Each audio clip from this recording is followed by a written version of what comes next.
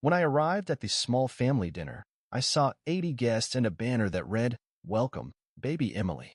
My mother laughed and said, "We spent your bonus on family joy." I stayed quiet and replied, "Noted." That night, I logged in, froze their accounts, reversed 14 transactions, and withdrew the entire $9,800 bonus. By morning, something about the property had. My mother beamed like it was the Oscars. "Surprise," she called out, arms wide. Then quieter, but still loud enough for everyone near the shrimp platter to hear, "We spent your bonus on family joy." She laughed like it was a punchline. I stood in the doorway, stunned. I hadn't told them about the bonus. Not really. I mentioned a raise. A good quarter. But not the check. Not the actual number. "Noted," I said. That was it. Nobody noticed my flat tone. They were too busy dancing around in pastel. Emily was glowing in white lace like she was royalty. My sister. The same sister who forgot to pay me back for her rent last year. The same sister who called me an emotionless calculator at Christmas because I didn't cry at the Hallmark movie she made everyone watch. That night, after the final guest had taken their gift bag and the balloon arch had sagged into something sad, I logged in. I didn't yell. I didn't cry. I just froze every joint account, reversed 14 transactions, and quietly withdrew the entire $9,800 bonus from the shared family savings I'd stupidly agreed to set up last year. It had my name on it too. So legally? Not even theft. Just correction. I wasn't trying to hurt anyone.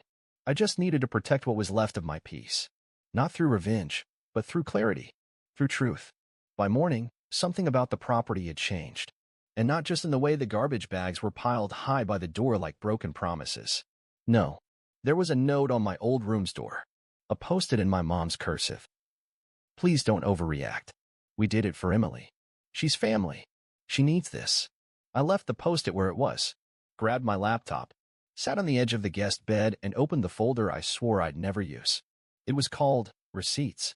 Because if they wanted to start a war over family joy, they were going to learn what that actually costs. I didn't speak to them for 5 days after the small family dinner. 5 days of silence. No texts. No calls. Just me and the Google Sheets file where I tracked every single dollar I'd sent their way since 2021. Rent payments, $6,300. Medical bills, $2,480. Emily's emergency car repair, $1,900. Groceries recurring $125 per month. Streaming services on my card, for platforms. My mom's wine subscription, still active. I was a walking ATM with a Wi-Fi password. The 6th day, my sister called. I didn't answer. Then my mother left a voicemail. "Honey, we know you're upset, but you're overreacting. It was just a dinner. Emily's having a baby. She needs support right now. We thought you'd be happy." I played that message 5 times. Not once did she say thank you. Not once did she apologize. I decided to pay them a visit. Not because I missed them, but because I had questions. When I pulled into their driveway, Emily's new SUV was parked out front, the same one she'd claimed she couldn't afford a down payment for 2 months ago. I recognized the dealership sticker. I'd taken her there. I'd co-signed. She'd said it was for job interviews. She wasn't interviewing. She was hosting influencer brunches with pastel macarons and overpriced centerpieces. I saw the reels. I saw the hashtags. I walked in without knocking. "Hey," Emily chirped, sitting at the dining table surrounded by boxes from Baby Bloom. "Look who decided to grace us with his presence." My father looked up from the kitchen island. "Don't be dramatic. Your sister's pregnant, right?" I said. "So that makes it okay that you emptied my bonus into a fake baby shower with 80 guests?" He scoffed. "It's called giving back to the family. Try it sometime." I stared at him. "I gave you $9,800. In what? You want a parade for that?" he snapped. My mother interjected. "We thought it would be good for everyone. Joy brings blessings. Joy brings overdraft fees." I replied. Then Emily stood up and smiled like the villain in a Netflix drama. "You always make it about you. Just admit it. You hate seeing other people happy." That was the line. That was the moment I stopped hoping they'd change. I left. Again. That night, I opened the hard drive I'd been meaning to go through for months. A backup drive from before I moved out. I wasn't even sure what was on it. Turns out, Emily had used it once. Backed up her entire laptop. Forgot to delete it. I found everything. Screenshots of our private texts, edited to make me look violent. Voicemails from me, spliced together with different tones to fake threats. One folder titled Insurance Claims with fake receipts and notes that included my name as a witness. Another labeled Bonuses with a photo of a whiteboard. If we say he gifted it, it's legally clean. I printed everything, and then I made a folder. Family Ledger. The next morning, I got a text from my dad. Emily said you were looking through old files. Let it go. Don't do something you'll regret. I replied, too late.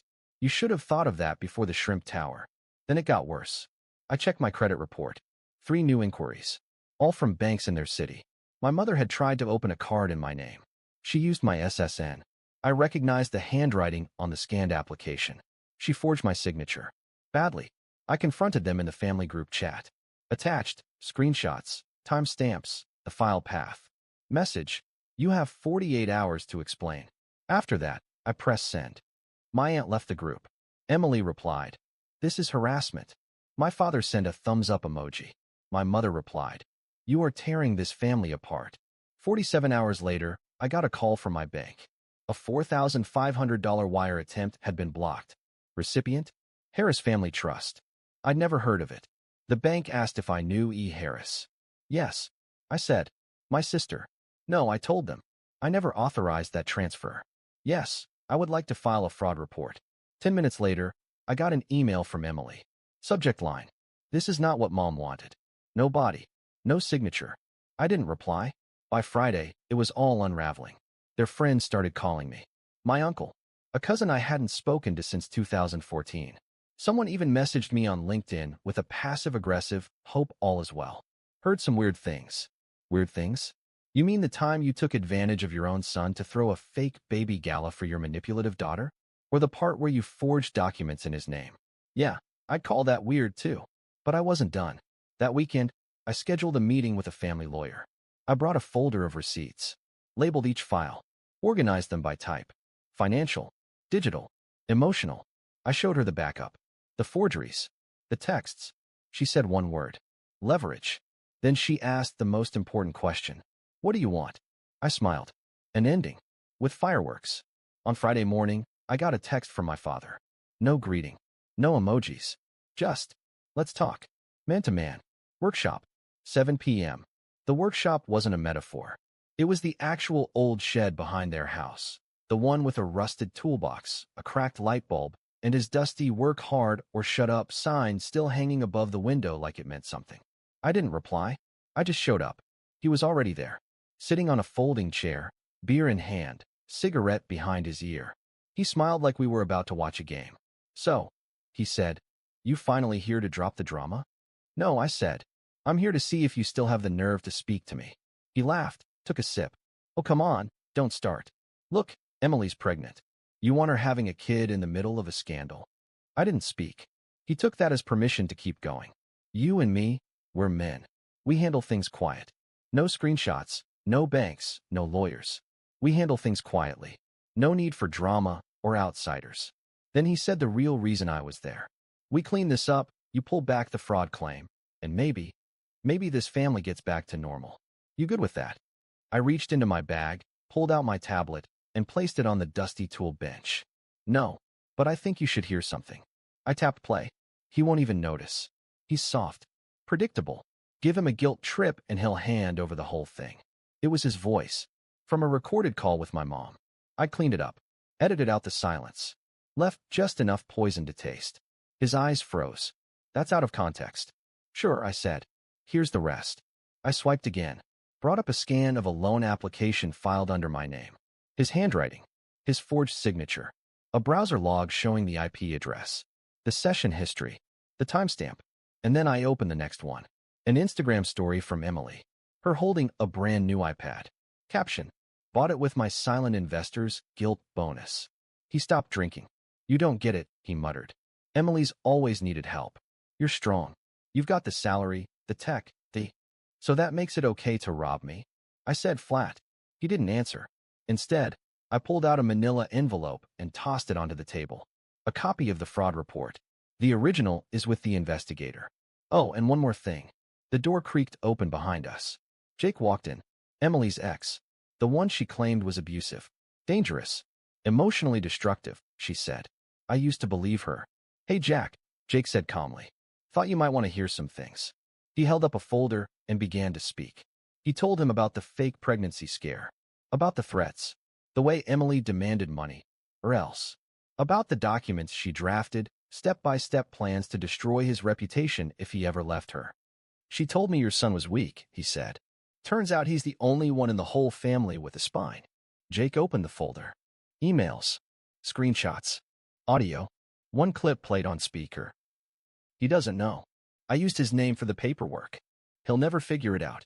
He trusts me. Emily's voice, not even disguised. My father backed into the wall, pale and silent. I didn't know, he muttered. No, I said. You chose not to know. Then I leaned closer, looked him in the eye. You lost me.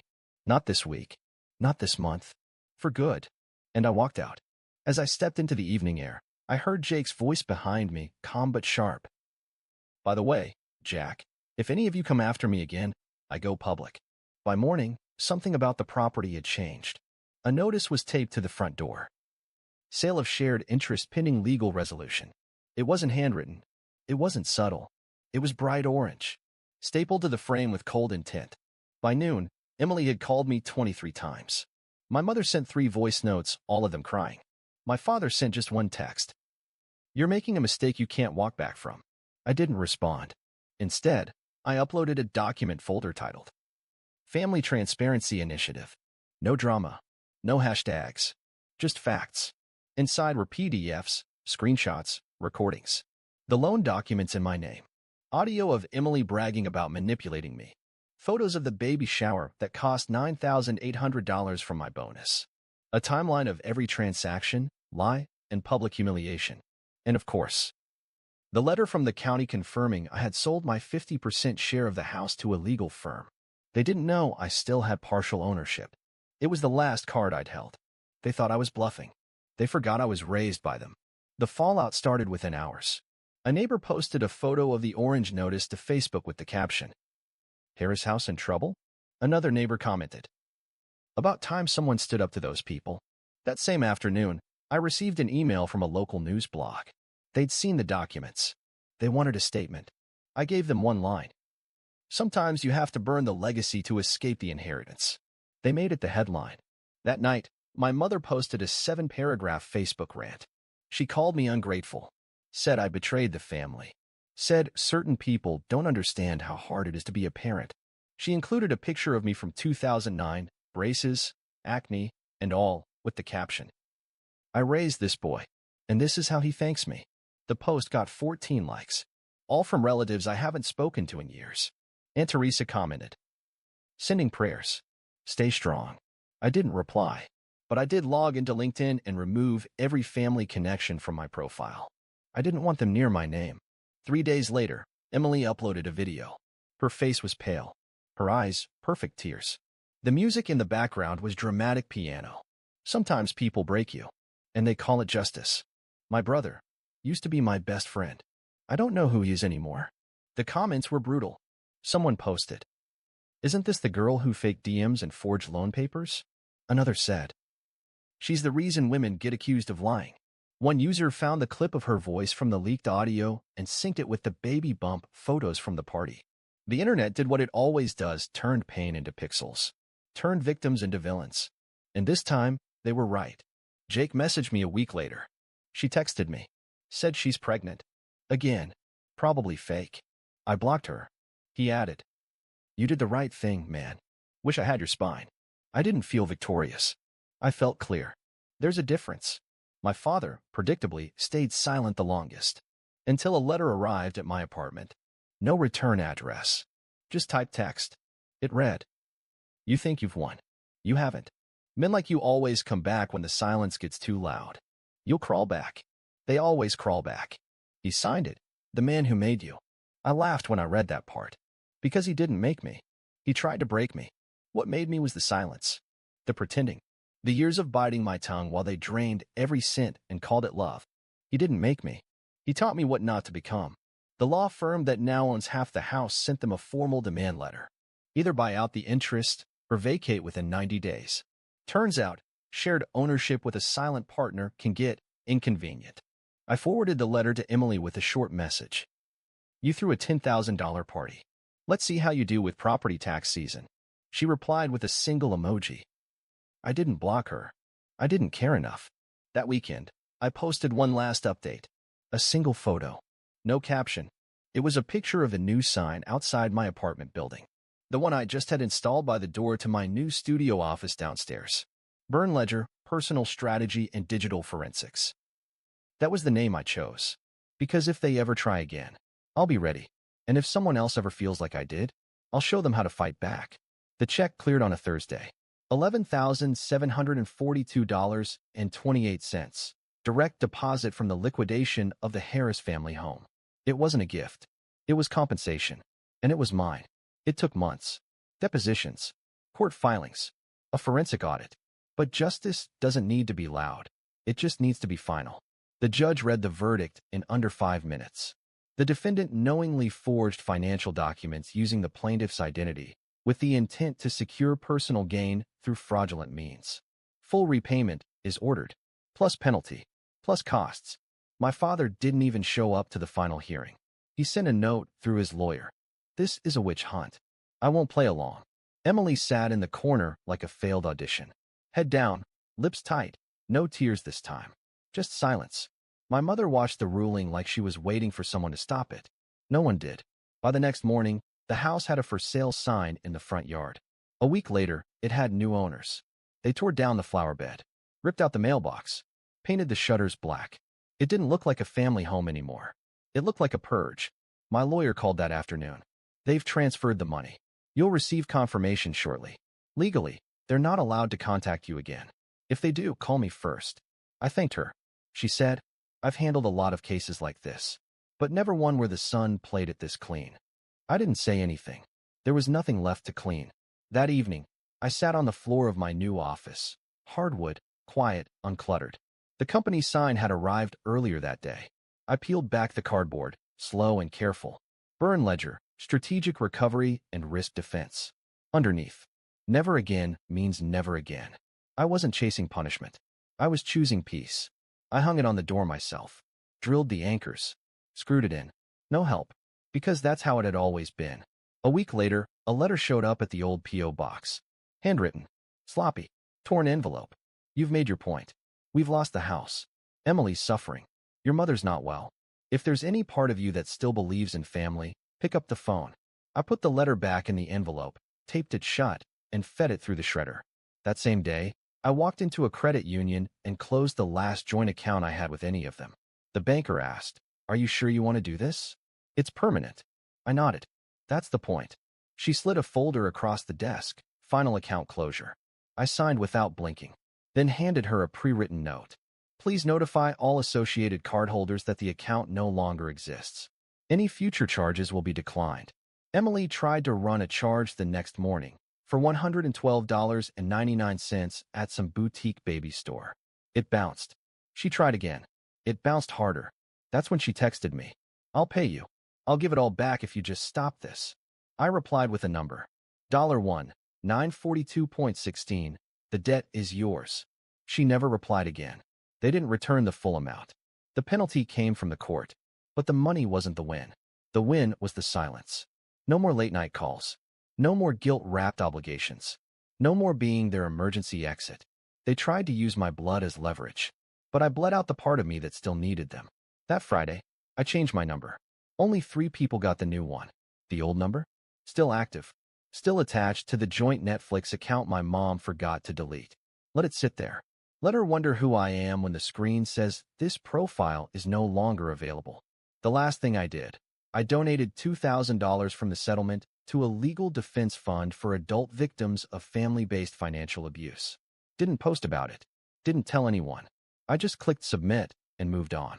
Then I walked out to my balcony with a cup of black coffee in silence. For the first time in years, no part of me was calculating anything. Not a budget. Not a strategy. Not an apology. Just breath. Some stories end with reconciliation. Mine ends with clarity. I'm not guilty for being used, but I would be guilty for staying. They called it betrayal. I call it release. They saw conflict. I found closure. They said I'd crawl back, but I didn't. I cashed the check, changed the locks, and never looked over my shoulder again.